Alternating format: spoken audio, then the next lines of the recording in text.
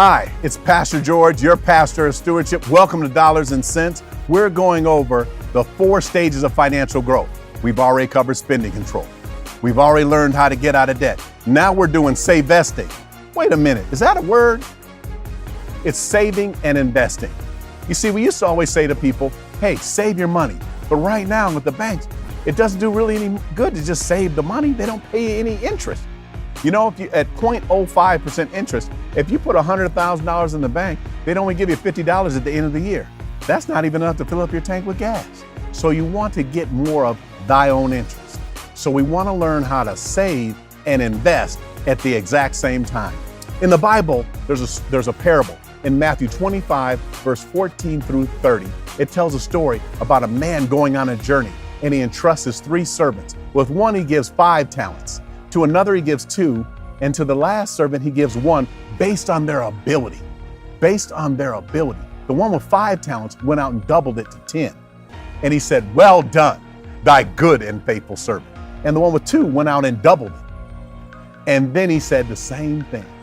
Well done, thy good and faithful servant. And the one with 1 went out and buried it in the ground. Now, that should not be your testimony. So we want to make sure that we're saving and investing at the exact same time. So the first thing we want to do is let's look at ways that we can save money.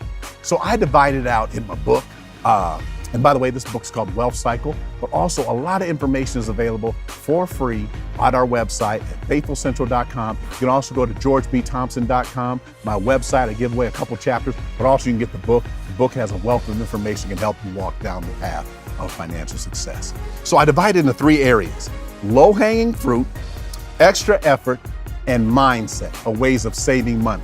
So we'll start with low-hanging fruit. That's just little things that you could do that will save you money that you can invest. So the first one I have down is, if you're struggling financially, is cut the cable bill or move it down.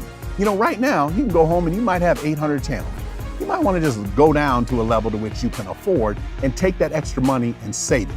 I'm gonna go into where we're gonna save it in a minute. And then secondly is, call all your creditors and ask for a lower interest rate. That will bring your payment down that you can use to get out of debt in our do good portion, which I just covered.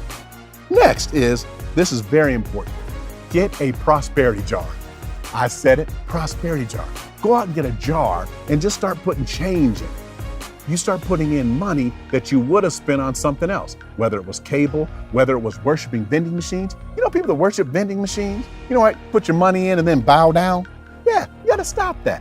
So what you do is you might buy all that stuff earlier at Target or at Costco or somewhere, or Samsung or Walmart, wherever you're going to buy it, and then just use it throughout the week. Also may want to bring your lunch.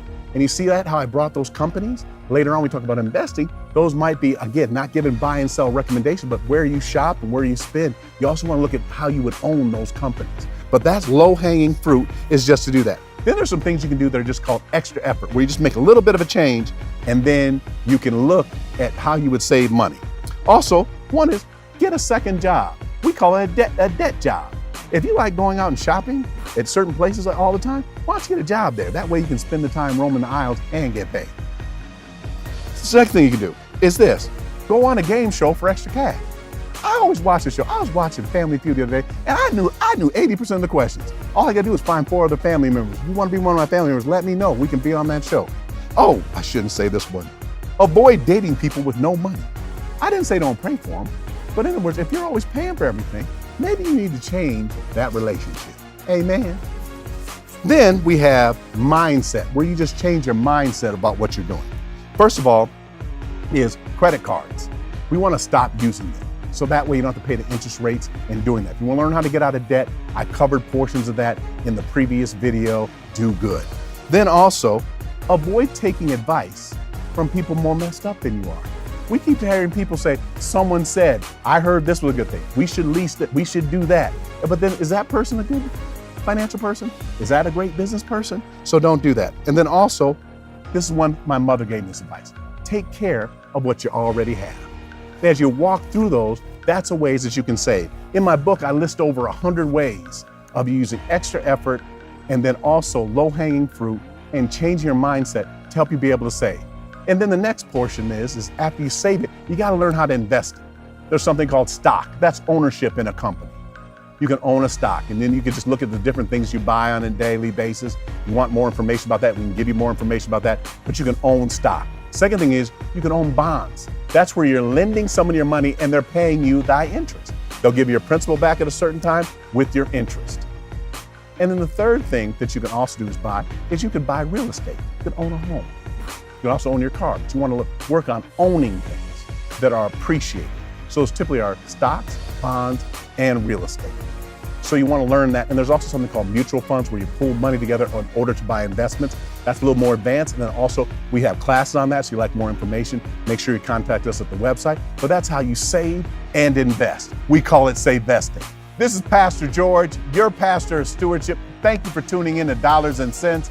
Like, share, and subscribe to us. Look forward to seeing you on our next show.